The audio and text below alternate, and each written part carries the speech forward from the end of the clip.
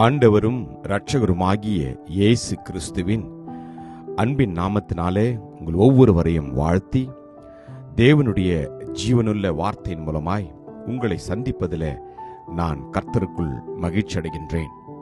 சங்கீதம் 33:9. அவர் சொல்ல ஆகும், அவர் கட்டளையிட நிற்கும். Psalms 33:9. For he spoke and it was done, he commanded and it stood fast. Amen. கர்த்தருடைய நாமம் மகிமைப்படுவதாக. ஆண்டவர் நம்மை பார்த்து சொல்கிறார், அவருடைய வாயிலிருந்து வருகிற வார்த்தையினால எல்லாம் ஆகும் என்று.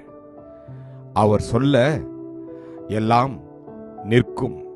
அவர் சொல்கிறபடி உலகத்தில் உள்ள அனைத்தும் கீழ்ப்படியும். வானத்தையும் பூமியையும் தன்னுடைய வார்த்தையினால் சிருஷ்டித்த கர்த்தர் உங்களுடைய வாழ்க்கையையும் என்னுடைய வாழ்க்கையையும் அவருடைய வார்த்தையினால் அவர் ஆசீர்வதிக்க விரும்புகின்றார். வேதத்தில் நாம் வாசிக்கிறோம், கர்த்தருடைய வார்த்தையினால் வானங்களும் அவருடைய வாயின் சுவாசத்தினால் அவைகளின் சர்வ சேனையும் உண்டாக்கப்பட்டது என்று. ஆமேன்.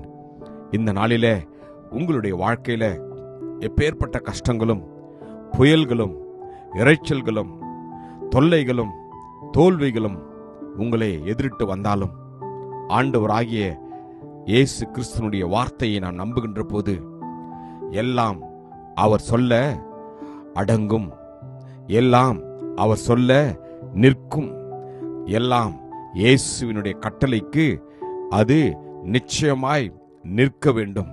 வேதம் சொல்கிறது, சீஷர்களோடு கூட இயேசு படவில அவர் பிரயாணப்பட்டு போகையில காற்று அவர்களுக்கு எதிராய் வீசினது, புயல் வீசினது, கடல் கொந்தளித்தது.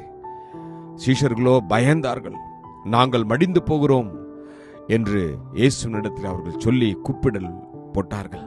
ஆனால் இயேசு கிறிஸ்து அவர் எழுந்து அவர்களை பார்த்து சொன்னார், அற்ப விசுவாசிகளே, ஏன் பயப்படுகிறீர்கள் என்று சொல்லி எழுந்து காற்றையும் கடலையும் அதட்டினார்.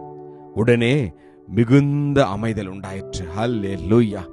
என் அன்பான தேவஜனமே, உங்களுடைய வாழ்க்கையில, உங்களுடைய குடும்பத்துல, உங்களுடைய பிள்ளைகளுடைய வாழ்க்கையில எழும்பி இருக்கிற எல்லா புயல்களையும் உங்களுக்கு விரோதமாய், உங்களுடைய குடும்பங்களுக்கு விரோதமாய், உங்களுடைய வேலைக்கு விரோதமாய், உங்களுடைய சரீரத்திற்கு விரோதமாய் எழும்பி இருக்கிற ஒவ்வொரு சாத்தானின் தீய செயல்களையும் இயேசு கிறிஸ்து தன்னுடைய வார்த்தையினாலே எல்லாவற்றையும் அவர் அதட்டி அமைதல் உண்டாக்க செய்கிறார்.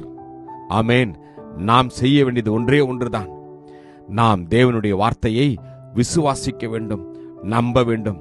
காற்றும் கடலும் அவருடைய வார்த்தைக்கு கீழ்ப்படிமே. ஆனால் சாத்தானை அவர் ஜெயித்திருக்கிறார். தன்னுடைய சிலுவையில சாத்தானை அவர் ஜெயித்திருக்கிறார். சாத்தானுடைய செயல்களை அவர் நிர்மூலப்படுத்தியிருக்கிறார். எனவே தீமைகள் ஒன்றும் உங்களையும் உங்கள் குடும்பத்தையும் நிச்சயமாய் தொடாது. கர்த்தருடைய இரத்தம் நம் ஒவ்வொருவரையும் அது பாதுகாத்து வருகின்றது. எனவே இந்த நாளிலே எதை குறித்தும் நீங்கள் கவலைப்பட வேண்டாம், கலங்க வேண்டாம். கர்த்தர் நம்மோடு கூட இருக்கிறார். கர்த்தர் மோசேயோடு கூட இருந்தார்.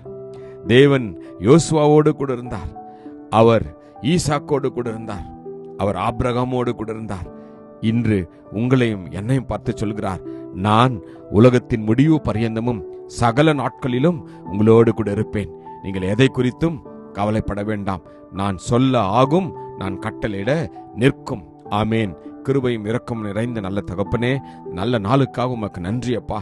தகப்பனே, வாழ்க்கையில கஷ்டத்தோடு கண்ணீரோடு இருக்கிற ஒவ்வொரு குடும்பங்களையும் ஒவ்வொரு தனிநபர்களையும் உம்முடைய வார்த்தையினால் தேற்றினதற்காக உமக்கு நன்றி.